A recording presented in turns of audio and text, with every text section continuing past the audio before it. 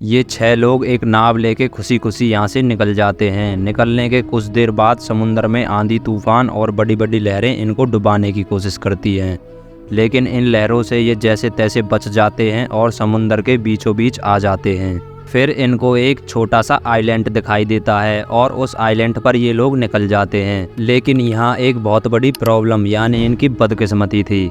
Problem ये थी कि इनको बिल्कुल भी अंदाज़ा नहीं था कि इनको यहाँ 15 महीने बिताने पड़ जाएंगे। यहाँ ना तो इनके पास खाने को था और ना ही पीने को पानी। आखिर कैसे इन लोगों ने इस जगह पर 457 दिनों तक सरवाइव किया? ये सच्ची घटना शुरू होती है टोंगा गांव के इस हॉस्टल से। 1965 में ये 6 दोस्त इस हॉस्टल में पढ़ते थे। हॉस्टल में सभी को रूल के हिसाब से चलना पड़ता था। यहाँ सभी को एक साथ पढ़ाई करना और सभी को एक साथ खाना खाना और सभी को एक साथ सुबह उठना पड़ता था। यहाँ कोई भी अपनी मर्जी से कुछ नहीं कर पाता था। इन लोगों को अपने आप में ये महसूस होने लगा था कि हम इस जगह पर कैद हैं। पास ही में एक मछुआरा रहता था और उसकी एक नाव भी थी। उसी नाव से वो मछुआरा मछली पकड़ने जाता था। टोंगा के ये 6 दोस्त इस हॉस्टल के रूल को फॉलो करते करते बहुत परेशान हो गए। ये इतने तंग हो गए कि इन्होंने मछुआरे की नाव चुराकर इस हॉस्टल से भागने का प्लान बना लिया। फिर एक दिन ये मछुआरे की नाव चुराने में सफल हो गए और हॉस्टल से भाग निकले। और खाने को इन्होंने अपने साथ कुछ केले और कुछ नारियल रख लिए थे। लेकिन यहाँ इनसे एक बहुत बड़ी भूल हो गई।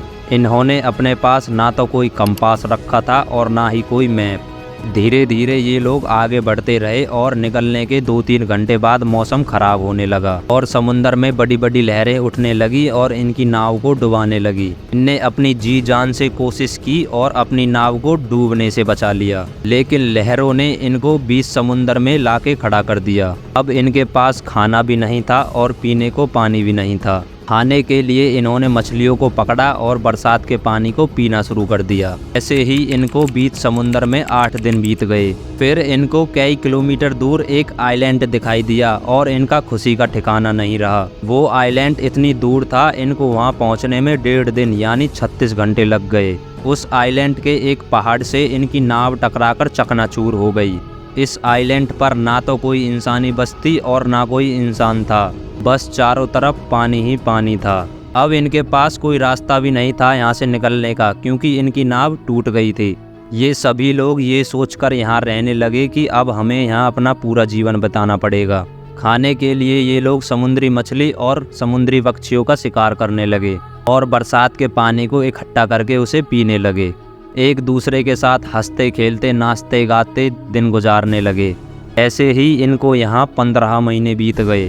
फिर एक दिन एक पीटर नाम का आदमी अपनी नाव लेके वहाँ से जा रहा था। इन 6 लोगों को नाव की आवाज़ सुनाई दी और वो लोग जोर जोर से मदद के लिए चिल्लाने लगे।